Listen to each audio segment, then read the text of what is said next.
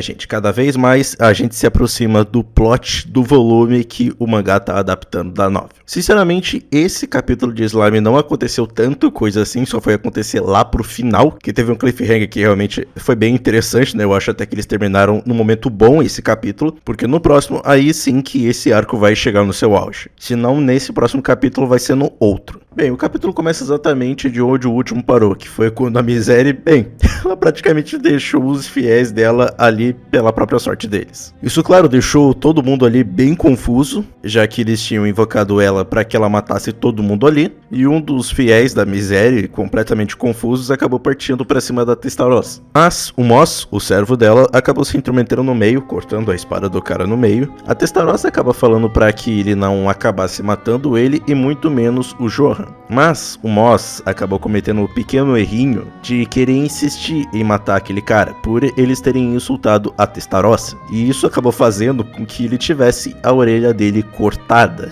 Esse foi um pequeno erro que ele acabou cometendo, já que, por a Testarossa estar de um bom humor, ele acabou se esquecendo momentaneamente do tipo de pessoa que ela era. Isso mostra como estar às ordens do Rimuru acabou mudando um pouco a Testarossa, só um pouquinho, mas também mostra o quanto que com certeza o Moss deve ter sofrido muito nas mãos da Testarossa. Deve não, né? Ele vai sofrer ainda muito. Enquanto estava incapacitado, o Girard, ele começou a pensar sobre que tipo de pessoa seria a Testarossa, já que na visão de todos, ela simplesmente acabou batendo um papo tranquilo, mais ou menos, entre aspas, tranquilo, com a Miséria, e assim, simplesmente a Miséria, uma demônio primordial, acabou indo embora. Só que então ele se lembrou de que a Testarossa tinha sido chamado de Blank, e Blank é o nome que as pessoas chamam o branco primordial. E aqui acontece uma cena que eu nunca me canso de ver, que é quando a pessoa percebe que o demônio na frente delas é o demônio primordial. E nessa hora o cara simplesmente enlouqueceu, ele começou a rir até simplesmente desmaiar.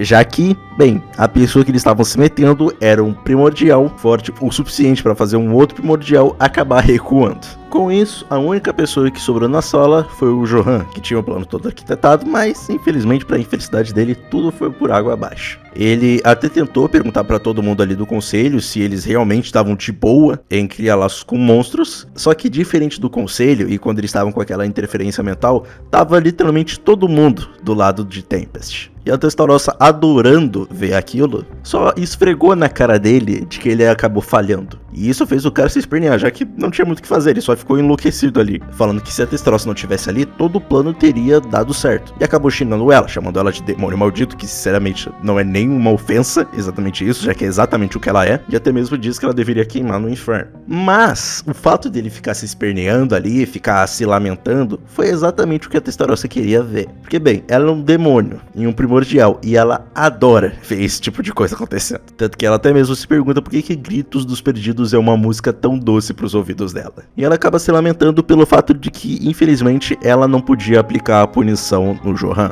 já que isso não era o trabalho dela. E por isso ela apenas se despede dele, dizendo pra ele pagar pelos crimes dele, já que os amigos vão o acompanhar. E o orador e as pessoas do conselho até mesmo acabam ficando um pouco intrigadas com a Testarossa, já que, mesmo sendo um demônio, ela conseguiu levar o Johan à justiça sem agir que nem um monstro, sem ser violenta e nem nada. Ela seguiu a lei do início ao fim, já que, punir aquele cara não era o trabalho dela. Por mais que no meio do caminho ela tenha cortado a orelha do servo dela, mas a gente deixa esse pequeno detalhe de lado. E enquanto isso, a Testarossa e o Moss estavam, vangloriando o Rimuru, achando que ele tinha previsto esse incidente do início ao fim. Mas, como até mesmo o Moss disse, isso com certeza acabaria deixando o Guy muito mais alerta com eles, por isso eles teriam que fortalecer ainda mais o seu poder. Mas essas seriam preocupações pro futuro. Então, graças ao Sien, um subordinado da Testarossa, junto com algumas forças que eram da Elmésia, eles conseguiram fazer os demônios do Guy recuar. Depois disso, nós voltamos para Aruberius, onde o Laplace está enfrentando o Lewis. Enfrentando, na verdade, não, ele só tá desviando dos ataques do Lewis. O Lewis até mesmo fala que a agilidade dele é um verdadeiro porre. O Laplace até mesmo acaba provocando um pouco o Lewis, dizendo que se ele e o Roy, ao qual ele pensava que era o irmão gêmeo do Ruiz, tinham a mesma força, então ele nunca ia conseguir derrotá-lo. Mas ele acaba sendo pego de surpresa quando percebe que o Lewis não tinha a mesma força que o Roy. E sim, ele era bem mais forte que ele. Isso porque quando o Laplace matou o Roy, o Lewis acabou recuperando toda a força dele. E aqui é onde é explicado um pouco da história dele, que é que basicamente há muito tempo havia um vampiro temido e reverenciado conhecido como o Senhor Sangrento, um homem cruel e violento como nenhum outro. E por ninguém ser capaz de controlá-lo, a Luminous dividiu ele em dois, que no caso era o Roy e o Lewis, ou seja, eles não eram irmãos coisa nenhuma, eram só a metade um do outro. E por isso é que quando o Roy morreu, o Lewis acabou ficando mais forte, já que a outra metade dele voltou para ele e assim ele recuperou toda a sua força. E aí quando percebeu que ele era bem poderoso, o Laplace logo falou pro Footman, que estava lutando contra o Gunther, para eles darem no pé dali. E ele até mesmo fala que mesmo que desse tudo de si, lidar com o Lewis seria um verdadeiro inferno. E muito provavelmente até mesmo o Footman teria morrido no processo. Por isso mesmo, eles logo saíram do local, conseguindo fugir mais uma vez. Então a gente acaba voltando para a luta da Luminous contra a Maria. A Luminous até mesmo acaba ficando confusa do porquê que o Granbell estaria usando o corpo da esposa dele, já que quando ela acaba morrendo, ele ficou muito triste, porque ele a amava muito. Só para vocês terem uma pequena noção de como era a relação do Granbell com a Maria, essa parte da novel acabou sendo cortada do mangá. É dito que o Granbell e a Maria eram um casal muito íntimo. Ela era uma sacerdotisa que apoiou o Granbell ao longo da sua vida. E eles acabaram dividindo o fardo entre si e ficaram presos um ao outro. E eles eram tão próximos que a própria Luminous, que era inimiga do Granbell naquela época,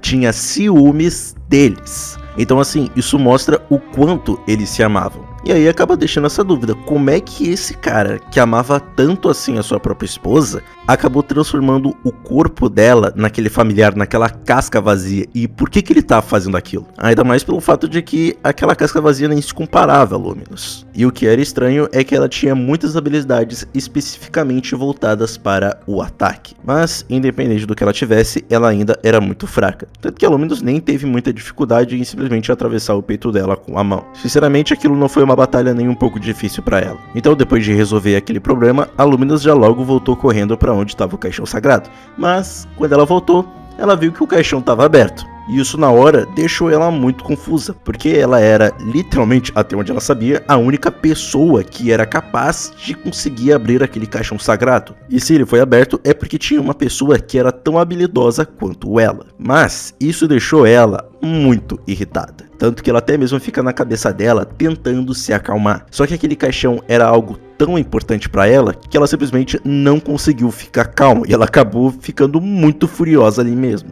Tanto que ela até mesmo disse que o Granbell acabou provocando a ira dela e gritou com o coitado do subordinado dela, dizendo para ele encontrar os invasores agora mesmo. Por mais que ela também estivesse bem nervosa, já que aquele caixão é algo que foi dado por um amigo de confiança dela e era o dever dela mantê-lo protegido até que chegasse a hora. Então, voltando à catedral, a Hinata ainda tá lutando contra o Granbell e o Rimuru ainda tá tendo uma luta de espadas contra o Leon. Ele até mesmo acaba se perguntando se o Leon realmente entendeu o que ele queria com aquela luta, já que os golpes do Leon eram tão poderosos que ele sente que aqueles golpes eram para matar mesmo. E se não fosse pelo prever ataque futuro do Rafael, ele com certeza estaria perdendo aquela luta e quem sabe estaria em maus lençóis. Mas, quando ele percebeu, o Rafael acabou relatando para ele sobre uma grande força mágica detectada no subsolo. E de lá foi onde saiu a Luminous com o corpo da Maria. E ela logo acabou conversando com o Granbell, que não ficou nem um pouquinho surpreso pelo fato de da Maria não ter conseguido lidar com ela. Ela até mesmo fala pra ele, cara, se tu sabia muito bem que não importava o que tu fizesse, a Maria não ia conseguir lidar comigo, então por que você tá denegrindo o corpo da sua própria esposa?